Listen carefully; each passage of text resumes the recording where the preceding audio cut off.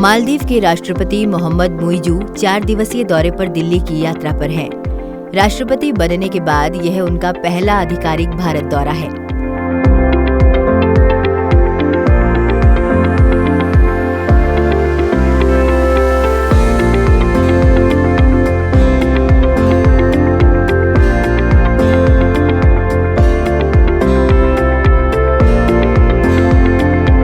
भारत दौरे पर आए मालदीव के राष्ट्रपति मोहम्मद मुइज़ू ने प्रधानमंत्री नरेंद्र मोदी के साथ द्विपक्षीय मुलाकात की। यह मुलाकात हैदराबाद हाउस में हुई। इस दौरान भारत और मालदीव के बीच करेंसी, शिक्षा, भ्रष्टाचार को रोकने, न्यायिक और खेल के क्षेत्र से जुड़े कई समझौतों पर हस्ताक्षर हुए। हैदराबाद हाउस में शिखर वार्ता के बाद दोनों नेताओं ने संयुक्त बयान जारी किया। इस मौके पर प्रधानमंत्री नरेंद्र मोदी ने कहा कि भारत और मालदीव के संबंध सदियों पुराने हैं। भारत मालदीव का सबसे करीबी पड़ोसी और घनिष्ठ मित्र देश है। भारत और मालदीव के संबंध सदियों पुराने हैं और भारत मालदीव का सबसे करीबी पड़ोसी और घनिष्ठ मित्र देश है। हमारी नेबरहुड फर्स्ट पॉलिसी और सागर विजन ने मालदीव का महत्वपूर्ण स्थान है इन दोनों में। भारत ने सदैव मालदीव के लिए फर्स्ट रिस्पॉन्डर की भूमिका निभाई है।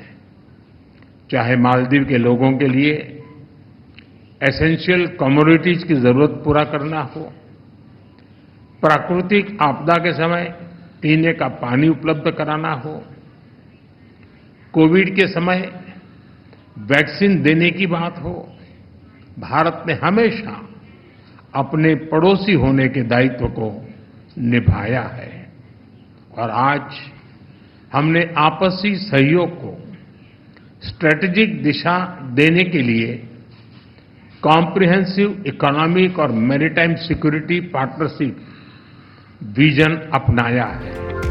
प्रधानमंत्री नरेंद्र मोदी और राष्ट्रपति मुइज़ू ने मालदीव में हनीमाधु अंतर्राष्ट्रीय हवाई अड्डे के रनवे का भी वर्चुअल माध्यम से उद्घाटन किया। प्रधानमंत्री ने कहा कि डेवलपमेंट पार्टनरशिप हमारे संबंधों का अहम पड़ाव है और हमने इसमें हमेशा मालदीव के लोगों के हित को प्राथमिकता दी है।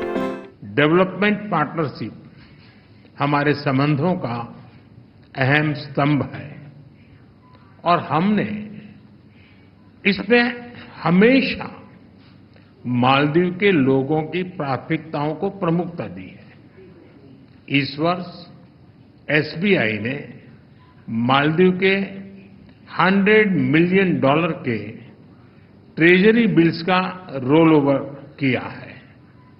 आज मालदीव की आवश्यकता अनुसार $400 मिलियन और 3,000 करोड़ रुपए का करेंसी स्वैप समझौता भी संपन्न हुआ है। हमने मालदीव में इंफ्रास्ट्रक्चर विकास के लिए व्यापक सहयोग पर बात की है। आज हमने पुनर्विकसित हनीमाधु एयरपोर्ट का उद्घाटन किया है। अब ग्रेटर माले कनेक्टिविटी प्रोजेक्ट में भी तेजी लाई जाएगी। इस मौके पर भारत के सहयोग से बनाए गए 700 से अधिक सोशल हाउसिंग यूनिट हैंडओवर किए गए। थिलाफुशी में नए कमर्शियल पोर्ट के विकास में भी सहयोग दिया जाएगा। आज भारत के सहयोग से बनाए गए 700 से अधिक सोशल हाउसिंग यूनिट्स हैंडओवर किए गए हैं। मालदीव के 28 आइलैंड्स पर पानी और सीवरेज प्रोजेक्ट्स पूरे किए गए हैं। 6 अन्य आइलैंड पर भी शीघ्र काम पूरा किया जाएगा। ये प्रोजेक्ट 30,000 लोगों को साफ पानी की सप्लाई सुनिश्चित करेगी। इस दौरान मालदीव में रुपे कार्ड से भुगतान की शुरुआत हुई। प्रधानमंत्री नरेंद्र मोदी और मालदीव के राष्ट्रपति मोहम्मद मुइज़ू इस तरह के पहले लेन देन के गवाह बने। शिखर वार्ता के दौरान भारत और मालदीव मुक्त व्यापार समझौते पर भी सहमति बनी। हा दालू में एग्रीकल्चर इकोनॉमिक जोन और हा आलिफू में फर्स्ट प्रोसेसिंग फैसिलिटी स्थापित करने में भी सहयोग दिया जाएगा। ओशिनोग्राफी और ब्लू इकोनॉमी में भी हम साथ मिलकर काम करेंगे। आर्थिक संबंधों को मजबूत करने के लिए हमने फ्री ट्रेड एग्रीमेंट पर चर्चा शुरू करने का निर्णय लिया। लोकल करेंसी में ट्रेड सेटलमेंट पर भी काम किया जाएगा। हमने डिजिटल कनेक्टिविटी पर भी फोकस किया है। कुछ दिन पहले मालदीव में रुपे कार्ड लॉन्च किया गया है। आने वाले समय में भारत और मालदीव को यूपीआई से भी जोड़ने के लिए काम किया जाएगा। दोनों देशों के बीच आने वाले समय में अदू में नया भारतीय कॉन्सुलेट और बेंगलुरु में मालदीव का नया कॉन्सुलेट खोलने पर भी सहमति बनी। अड्डू में नया भारतीय कॉन्सुलेट और बेंगलुरु में मालदीव का नया कॉन्सुलेट खोलने पर भी हमने बात की है। इन सभी पहलों से हमारे पीपल टू पीपल संबंधों को बल मिलेगा।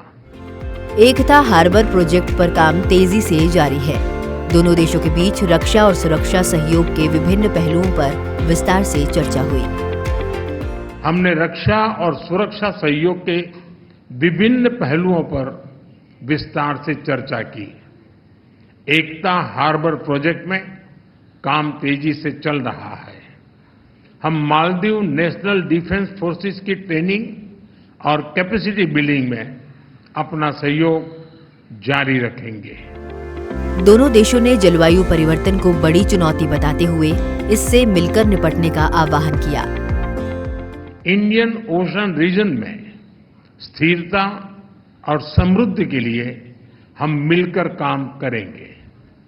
हाइड्रोग्राफी और डिजास्टर रिस्पांस में सहयोग बढ़ाया जाएगा। कोलंबो सिक्योरिटी कॉन्क्लेव में फाउंडिंग मेंबर के रूप में जुड़ने के लिए मालदीव का स्वागत है। क्लाइमेट चेंज हम दोनों देशों के लिए बड़ी चुनौती है। इस संबंध में सोलर और एनर्जी एफिशिएंसी में भारत अपने अनुभव मालदीव के साथ साझा करने के लिए तैयार है। इससे पहले मालदीव के राष्ट्रपति डॉक्टर मोहम्मद मुइजू का राष्ट्रपति भवन में औपचारिक स्वागत किया गया। राष्ट्रपति द्रौपदी मुर्मू और प्रधानमंत्री नरेंद्र मोदी ने मालदीव के राष्ट्रपति का स्वागत किया। मालदीव के राष्ट्रपति डॉक्टर मोहम्मद मुइजू के सम्मान में गार्ड ऑफ ऑनर भी पेश किया गया।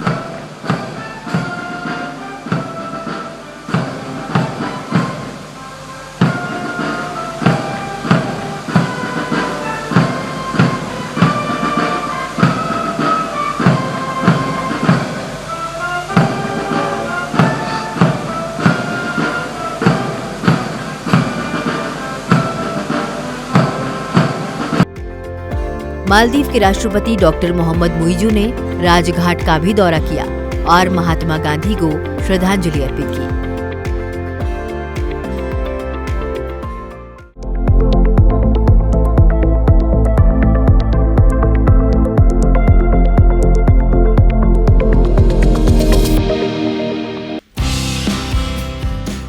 भारत और मालदीव संबंध करीब 6 दशक पुराने हैं। भारत और मालदीव के बीच राजनयिक और राजनीतिक संबंध वर्ष 1965 से हैं। मालदीव को 1965 में आज़ादी मिली थी। मालदीव को आज़ादी मिलने के बाद भारत उन देशों में शामिल था जिसने उसके साथ राजनयिक संबंध स्थापित किए। वर्ष 2008 में लोकतांत्रिक परिवर्तन के बाद से भारत ने मालदीव में राजनीतिक, सैन्य, व्यापार और नागरिक समाज के लोगों सहित विभिन्न हितधारकों के साथ गहरे संबंध बनाने का काम किया है। दोनों देश एक दूसरे के लिए महत्वपूर्ण हैं। बात भारत के लिए मालदीव के महत्व की करें तो सामरिक स्थान महत्वपूर्ण है। भारत के पड़ोस में स्थित मालदीव हिंद महासागर में बहुत रणनीतिक महत्व रखता है। जो अरब सागर और उससे आगे के प्रवेश द्वार के रूप में काम करता है। इससे भारत को समुद्री यातायात की निगरानी करने और क्षेत्रीय सुरक्षा बढ़ाने की अनुमति मिलती है। बात सांस्कृतिक संबंधों की करें तो भारत और मालदीव के बीच सदियों पुराना गहरा सांस्कृतिक और ऐतिहासिक संबंध है। 12वीं शताब्दी के पूर्वार्ध तक बौद्ध धर्म मालदीव में प्रमुख धर्म था। वज्रयान, जो बौद्ध धर्म की एक शाखा है, प्राचीन काल में मालदीव में मौजूद थी। अगर क्षेत्रीय स्थायित्व के लिहाज से बात करें तो एक स्थिर और समृद्ध मालदीव हिंद महासागर क्षेत्र में शांति और सुरक्षा को बढ़ावा देने वाली भारत की नेबरहुड फर्स्ट नीति के अनुरूप है। अब मालदीव के लिए भारत के महत्व की बात करें तो ये बहुत आगे तक जाते हैं। भारत मालदीव के लिए अति महत्वपूर्ण है। आवश्यक आपूर्ति के लिए मालदीव की निर्भरता भारत पर है। भारत चावल, मसालों, फलों, सब्जियों और दवाओं सहित रोजमर्रा की आवश्यक वस्तुओं का एक महत्वपूर्ण आपूर्ति करता है। इसके अलावा भारत सीमेंट और रॉक बोल्डर जैसी सामग्री प्रदान करके मालदीव के बुनियादी ढांचे के निर्माण में भी मदद करता है। इसके अलावा भारत मालदीव को लगातार मानवीय मदद देता ही रहा है। आपदा सहायता की बात करें तो जब भी कोई संकट आया है, जैसे सुनामी या पेयजल की कमी, भारत ने लगातार मालदीव की सहायता की है। कोविड-19 के समय भारत ने आवश्यक वस्तुएं मालदीव को मुहैया कराई। भारत ने वर्ष 1988 में ऑपरेशन कैक्टस के जरिए मालदीव में तख्ता पलट के प्रयास को विफल करने में सहायता प्रदान की। मालदीव की सुरक्षा के लिए संयुक्त नौसैनिक अभ्यास आयोजित करने का इतिहास रहा है। कोविड-19 महामारी के बाद से भारतीय यात्रियों ने मालदीव को फिर से खड़ा होने में मदद की। ये बात जग जाहिर है कि मालदीव का टूरिज्म सेक्टर काफी हद तक भारतीय सैलानियों पर टिका हुआ है। हर साल बड़ी संख्या में भारतीय सैलानी घूमने फिरने के लिए मालदीव का रुख करते हैं। वर्ष 2023 में मालदीव में सर्वाधिक पर्यटक भेजे जाने वाले देशों में भारत शीर्ष पर रहा, जिसकी बाजार हिस्सेदारी लगभग 11.8% थी। लेकिन इसके अलावा डिफेंस और सिक्योरिटी सेक्टर में भी 1988 से भारत मालदीव को सहयोग दे रहा है। अप्रैल 2016 में इस संबंध में एक एग्रीमेंट भी हुआ था, जिससे इसे और बढ़ावा मिला है। विदेश मंत्रालय के मुताबिक मालदीवियन नेशनल डिफेंस फोर्स की डिफेंस ट्रेनिंग जरूरतों के लिए 70% सामान भारत मुहैया कराता है। बीते एक दशक में भारत ने मालदीवियन नेशनल डिफेंस फोर्स के 1500 से ज्यादा सैनिकों को प्रशिक्षित किया है। इसके अलावा मालदीव के इंफ्रास्ट्रक्चर डेवलपमेंट में भारत की बड़ी भूमिका है। मालदीव में बड़े एयरपोर्ट्स को तैयार करने में भारत की भूमिका रही है। मालदीव का ग्रेटर माले कनेक्टिविटी प्रोजेक्ट इसका सबसे बड़ा उदाहरण है। इस प्रोजेक्ट के तहत 6.74 किलोमीटर लंबा ब्रिज मालदीव की राजधानी माले को उससे जुड़े द्वीपों विलिंगली, गुलीफालू और तिलाफुंशी से जोड़ेगा। भारत ने इस प्रोजेक्ट के लिए $50 करोड़ की राशि भी दी है। मालदीव में इंदिरा गांधी मेमोरियल हॉस्पिटल के विकास के लिए भी 52 करोड़ रुपए मुहैया कराने के अलावा एक अत्याधुनिक कैंसर अस्पताल तैयार करने में भारत की भूमिका है। इसके अलावा शिक्षा सेक्टर की बात करें तो भारत ने मालदीव में 1996 में टेक्निकल एजुकेशन इंस्टीट्यूट को खड़ा करने में मदद की है। भारत ने मालदीव के शिक्षकों और युवाओं को प्रशिक्षित करने के लिए एक विशेष प्रोग्राम भी शुरू किया है। भारत की मदद से मालदीव में $53 लाख का वोकेशनल ट्रेनिंग प्रोजेक्ट शुरू हुआ है। बात भारत मालदीव व्यापार की करें तो वर्ष 2014 में प्रधानमंत्री नरेंद्र मोदी के पदभार संभालने के बाद से भारत और मालदीव के बीच व्यापार 4 गुना बढ़ा है। 2024 में दोनों देशों के बीच व्यापार $50 करोड़ था, जबकि इससे पहले 2014 में यह $17 करोड़ ही था। अब बात टूरिज्म की। मालदीव की अर्थव्यवस्था कई मायनों पर भारत पर निर्भर है। मालदीव का रुख करने वाले सैलानियों में भारतीयों की संख्या अमूमन हर साल ज्यादा होती है, लेकिन मालदीव की तरफ से प्रधानमंत्री नरेंद्र मोदी पर गैर जरूरी टिप्पणी के बाद भारतीय सैलानियों ने मालदीव का बहिष्कार करना शुरू कर दिया, जिससे मालदीव की अर्थव्यवस्था को बड़ा नुकसान हुआ है। मालदीव की भारत पर निर्भरता का अंदाजा इसी बात से लगाया जा सकता है कि इसी साल जुलाई में मुइजू सरकार के पर्यटन मंत्री ने भारत दौरे के दौरान भारत के कई शहरों में रोड शो किया था। इस संबंध में मालदीव सरकार ने वेलकम इंडिया कैंपेन का खाका तैयार किया था, जिसके तहत भारतीय सैलानियों से ज्यादा संख्या में मालदीव आने की अपील की गई थी। इस कैंपेन के तहत मालदीव के पर्यटन मंत्री के भारत के 3 प्रमुख शहरों में रोड शो हुए थे। ये रोड शो दिल्ली, मुंबई और बेंगलुरु में हुए थे। मालदीव ये बात अच्छे से समझता है कि भारत उसके लिए काफी अहमियत रखता है और भारत की अहमियत सिर्फ टूरिज्म सेक्टर के लिए ही नहीं बल्कि इंफ्रास्ट्रक्चर डेवलपमेंट और इलाज के लिए भी मालदीव की भारत पर निर्भरता है। मालदीव भारत पर कितना निर्भर है? ये एक ऐसी निर्भरता जिसे कोई दूसरा देश आसानी से पूरा नहीं कर पाएगा। फिलहाल मालदीव संकट में है। बड़ा आर्थिक संकट उसके सामने खड़ा है। बीते सितंबर महीने में मालदीव का विदेशी मुद्रा भंडार करीब $440 मिलियन का रह गया था, जो कि महज 1.5 महीने के आयात के लिए पर्याप्त है। खुद मालदीव के राष्ट्रपति मोहम्मद मुइज़ो भी कह चुके हैं कि भारत विकास में मालदीव के सबसे बड़े भागीदारों में से एक है और वह मालदीव की स्थिति से पूरी तरह से वाकिफ है। उनकी यात्रा से पहले दिए गए इस बयान को समझा जा सकता है कि मालदीव के लिए भारत कितना जरूरी है।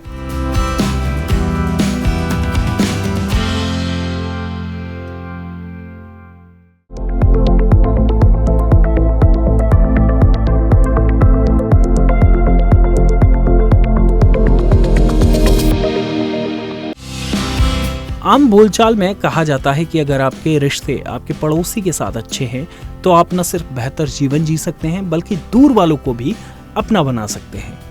कहने को ये बात बेहद आम सी लगती है, लेकिन जब बात देशों और सीमाओं की आती है तो हालात थोड़े जुदा हो जाते हैं। किसी भी देश की विदेश नीति उस देश की मजबूती को दिखाने का काम करती है। आप कितने मजबूत हैं ये आपकी विदेश नीति से तय होता है। इस लिहाज से भारत ने अपनी विदेश नीति के जरिए पूरी दुनिया में छाप छोड़ी है। भारत की विदेश नीति की शुरुआत ही नेबरहुड फर्स्ट से होती है। प्रधानमंत्री नरेंद्र मोदी के पहले से लेकर तीसरे शपथ ग्रहण समारोह में इसकी झलक हर बार देखने को मिली है। भारत की पड़ोस वाली नीति कारगर भी रही है। भारत अंतर्राष्ट्रीय मंच पर अपना कद बढ़ाने में काफी सफल रहा है। भारत की नेबरहुड फर्स्ट पॉलिसी की सफलताएं अपने आप में सारी कहानी कहती हैं। भारत ने अपने पड़ोसियों की तरफ कूटनीतिक हाथ बढ़ाने की जो सक्रियता दिखाई, उसके कारण कई मंचों पर आपसी संवाद और संपर्क बढ़ा है। द्विपक्षीय दौरों, शिखर बैठकों और संयुक्त पहल ने संबंधों को सुधारने और आपसी चिंताओं से निपटने में मदद की है, तो आगे की सकारात्मक राह भी दिखाई है। नेबरहुड फर्स्ट पॉलिसी का एक फायदा इंफ्रास्ट्रक्चर विकास में भी हुआ है। सार्क विकास कोष, एशियन इंफ्रास्ट्रक्चर इन्वेस्टमेंट बैंक जैसी पहल ने पड़ोसी देशों में इंफ्रास्ट्रक्चर विकास की परियोजनाओं की राह को आसान किया है। संपर्क और आर्थिक समावेश को आगे बढ़ाने में भी भारत की पड़ोसी पहले की नीति ने काम किया है। भारत की नेबरहुड फर्स्ट पॉलिसी के कारण सुरक्षा मामलों में सहयोग को मजबूती मिली है। चुनौतियों के बावजूद भारत ने आतंकवाद के विरोध, सीमा की देखभाल और समुद्री सुरक्षा समेत सुरक्षा के सभी मसलों पर पड़ोसी देशों के साथ सहयोग किया है। इंडियन ओशियन नवल सिंपोजियम जैसी पहल ने सुरक्षा को लेकर साझा खतरों से निपटने के लिए ज्यादा सहयोग की गुंजाइश बनाई है। नेबरहुड फर्स्ट पॉलिसी के तहत क्षेत्रीय पहल की सफलता एक खास बिंदु है। भारत बिम्स्टेक यानी Bay of Bengal Initiative for Multi Sectoral Technical and economic Cooperation, Bangladesh, Bhutan, Nepal, India initiative और इंडियन ओशन रिम एसोसिएशन जैसे क्षेत्रीय संगठनों का सक्रिय सदस्य है। इन सब ने मिलकर क्षेत्रीय स्थिरता, आर्थिक सहयोग और हिंद महासागर क्षेत्र में सामूहिक सुरक्षा के मामलों में योगदान दिया। नेबरहुड फर्स्ट पॉलिसी का एक महत्वपूर्ण लाभ सांस्कृतिक आदान प्रदान भी है। The Indian technical and economic cooperation programme और सांस्कृतिक आदान प्रदान के दूसरे मंचों ने क्षेत्र में लोगों के आपसी संबंधों को मजबूत किया है और पड़ोसियों वाले सद्भाव में वृद्धि करने का काम किया है। किसी भी देश की विदेश नीति उसकी तरक्की के लिहाज से बहुत अहम होती है। प्रधानमंत्री नरेंद्र मोदी ने इस दिशा में लगातार काम किया है। आज भारत की विदेश नीति को अगर नए आयाम मिले हैं तो उसके पीछे नरेंद्र मोदी का विजन ही तो है।